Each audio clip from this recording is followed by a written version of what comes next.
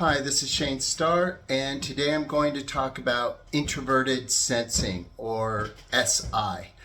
I was inspired to do this video from a video I watched from the Catholic gaming nerd and ISTJ, who had a video about SI and sadness and feelings. And it got me thinking, introverted sensing is, out of all the 8 functions, that's the one I feel personally that I value the most, that I can relate to the most, that I feel like I can explain from a different perspective.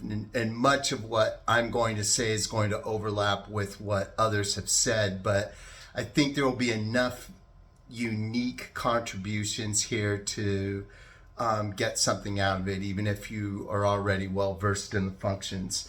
So I want to talk about the relationship between SI and thinking and or feeling, and it's not quite either, but it's a little bit of both at the same time. We'll get more into it. I have a little list of things I want to cover here. First things first, I want to define introverted sensing. I'm going to do that from an MBTI standpoint and a socionics standpoint. For MBTI, I looked at a bunch of sources, and I'm going to use Practical Typing. I like them a lot. And for socionics, I'm going to use sociotype.com, that website that has the good tests, but goes out every now and then, and you have to wait for it to come back online to take your test again.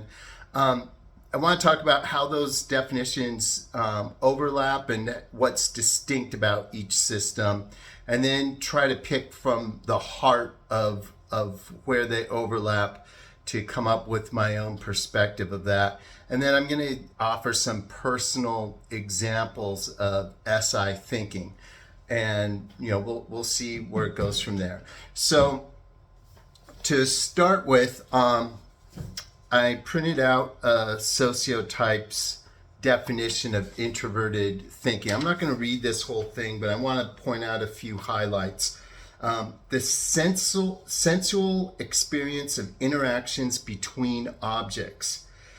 This leads to an awareness of internal, tangible physical states and how various physical fluctuations or substances are directly transferred between objects, as in, motion, temperature, cleanliness, or dirtiness. And so it's, to contrast that with SE, just the pure camera-like observance of what's there. SI is about the impressions of what's there. So SE and SI person both get identical new cars. The SE person will see the car for what it is, that it's black, that it's new, that it's a particular brand. And if there's anything extra about that, it'll be outwards, like the perception. What do other people think about this car? Maybe I'll drive it around the block. Maybe I'll post a picture on social media or something. And likewise, SI can do all those things, but what SI is going to focus on is how the car makes them feel. It's almost like how a song can make you feel, or a book that you see, or a person that you haven't seen in a long time. There's a certain feeling, and it's that feeling, similar to intuition in a way, how the connections are more important than the things themselves. In SI, it's coming from the thing itself, but you're almost observing your own reaction of pleasure or displeasure about something. I'm going to get more into that in a minute. Let's take the MBTI definition. You'll see some overlap, but a little bit of differences. SI takes note of its surroundings and internally recreates the world for the user in a detailed manner. However, it is always colored by personal experiences. So far that's like saying the same thing, but in different words. This is where SI takes a little bit of a more of a turn with MBTI because memory comes into play. For an SI user, all of reality is being overlaid with the user's subjective impressions about people, things, events, etc. It's things that hold meaning beyond the face value, as we've said before. SI is not equivalent to memory storage, but SI users tend to have detailed oriented minds because SI is striving to create a detailed version of reality inside their minds. And the way we do this is we just compare it simply, whether it's a personal situation that you might have experienced with in your past and you can help someone with that, or whether it's the impression you get from a certain car or certain outfit or a certain picture, or it can be really anything. We are always comparing it back to something in the past. Now, a lot of times this is good. I'm thinking of, I was reading a novel. I was going to save this for later, but I printed out a little page of it. It's about the movie Heat. It's like a Los Angeles gangster movie with Al Pacino and Robert De Niro. But I read this book that serves as a prequel and a sequel to it. Very interesting book. Great entertainment too. And I'm going to pick out something that a non-SI user would just be like, all right, whatever. But it just is so vivid and impressionable to me that I feel compelled to share it. On the California side of the border in the farm country east of Calexico, Alyssa parks and walks through the windy morning sunshine to a Jack-in-the-Box on State Highway 7. She orders 2 tacos and a Coke. A pimply teenager hands her a sack that's soaked orange with grease. So, for those of you who have eaten Jack-in-the-Box tacos before, you know they come in a variety of ways, even though it's supposed to be the same every time.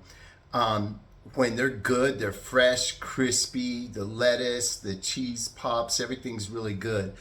But as often as not, you get these soggy, kind of nasty, greasy, just shiny tacos.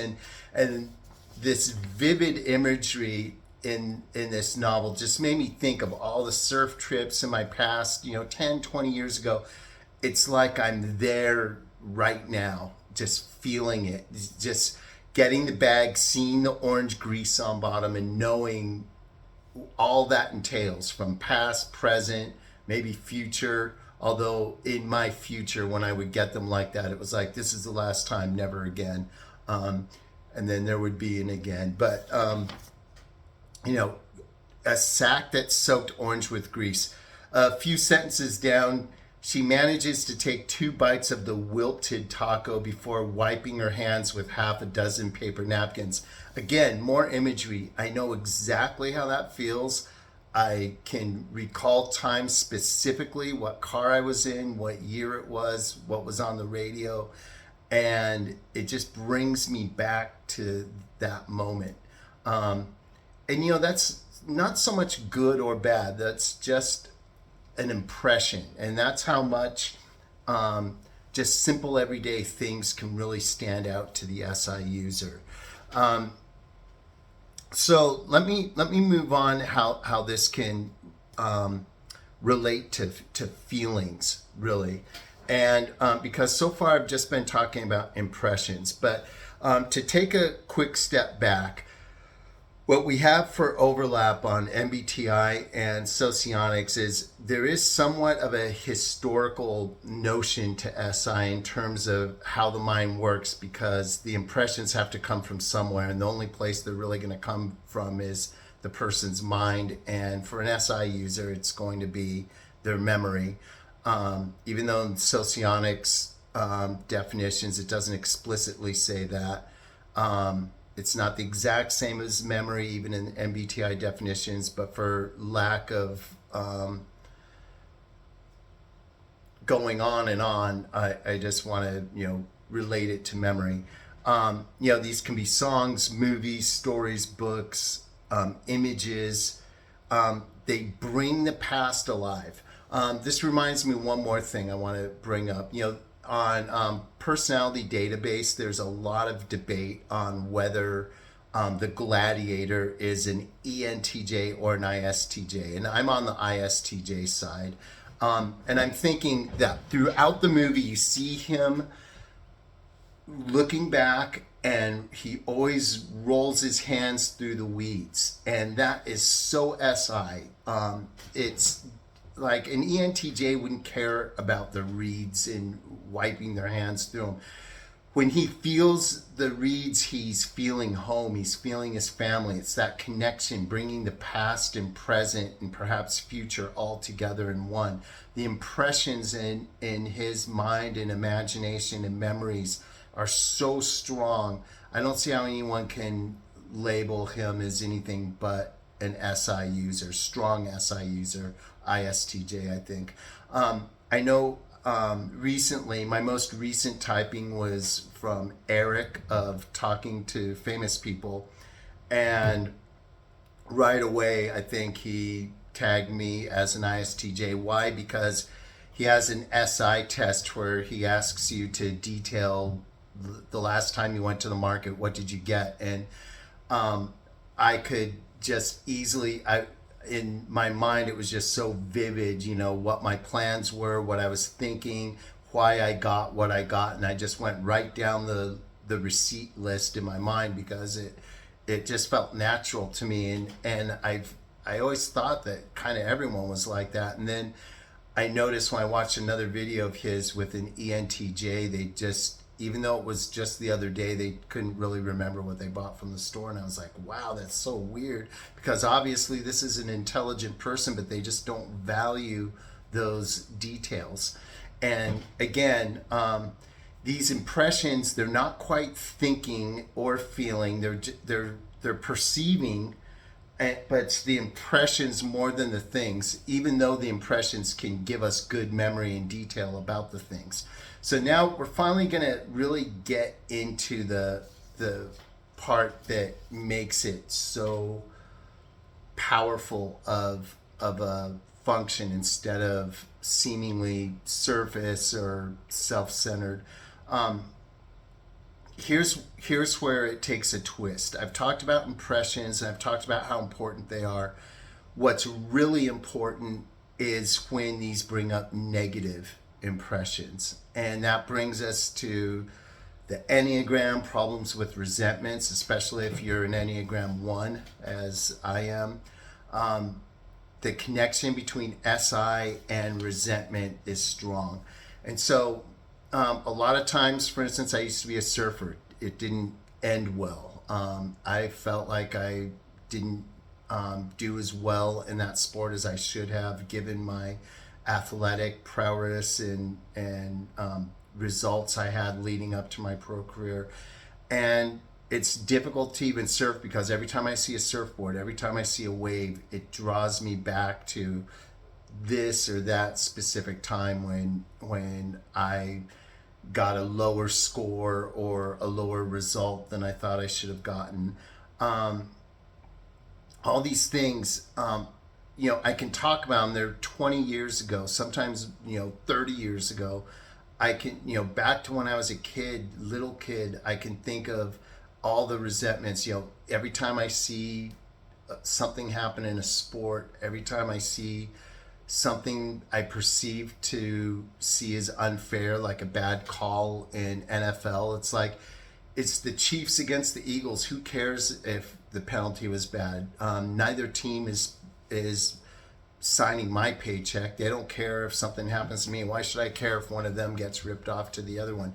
But it brings a strong impression of something that happened to me when I got called for a penalty that wasn't right in my sport.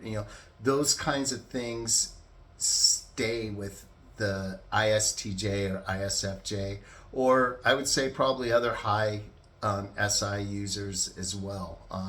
Perhaps ESFJs and ESTJs can have that too. But it's seeing people you haven't met. And that's why, especially if you're introverted, people from the past, many times, especially if there's something negative that happened in your relationship, you're going to want to avoid those people. Just not even go back, not say hi, duck out, leave the other room. It's the impressions of associated with the people. It's not even anything personal against the exact person. I mean, it might be, but more often than not, it's just a negative feeling surrounding it. You know, maybe there was a negative event and this person just happened to be part of the scenery, but you remember them being there, and because of that, you don't want to say hi to them or talk to them, and they might think, oh, that person thinks he's too cool, blowing me off. And no, it's not that. It's not quite shyness. It's just this strong feeling, like sentiment that can go negative sometimes as well as positive. And then when it is positive, sometimes you get a strong feeling of nostalgia. Not quite the same as feeling emotion, but these deep feelings of the past. And when they're positive, they're like sweet spots. But when they're negative, they tend to hang around for a long time. And if you're not careful, they can ruin your life if you're an SI user, like quite literally. I know I've never gotten therapy in my life. It probably would help. You know, like I have so much packed in there of negative experiences that I walk around with as if they happened yesterday. And sure, you know, with willpower you can push it down and move on, but for an SI user, it's always right there, always below the surface. Seeing that familiar face in the supermarket, seeing a car that you remember drive past you, seeing even, you know, certain smells or tastes can be so strong and vivid, they can bring back a whole variety of memories surrounding, you know, it can be something as simple as you know, a certain meal you haven't had in a long time. It can just bring back floods of memories. So that's the unique way that SI works. And on a positive scale, you know, you can think that it gives you more equipment to draw upon to make yourself happy and feel good, you know, old songs on the radio or something. But there's a flip side to that, and you can hear songs that'll make you sad. You can hear, you can smell foods, you know, or something from a restaurant, and it'll remind you of a restaurant you used to go to a long time ago, maybe with someone who you don't know anymore, someone even more who's passed on, and it can really knock you off your equilibrium if you're not careful. So for all you SI users out there, please comment, let me know your own experiences of SI. For anyone who doesn't relate to this at all, let me know too. It'd be interesting to go back and forth with you. And I hope I didn't leave anything out. I don't think I did, but the upshot of this whole video is I think there's more to SI than just having a good memory. It's about, that's our way of experiencing reality, and it can be in every way as deep as NI, and it can be as strong and intense as SE. It's just a different way of looking at it. Anyway, that's it. Hope you enjoyed it if you got this far. We'll see what I talk about next.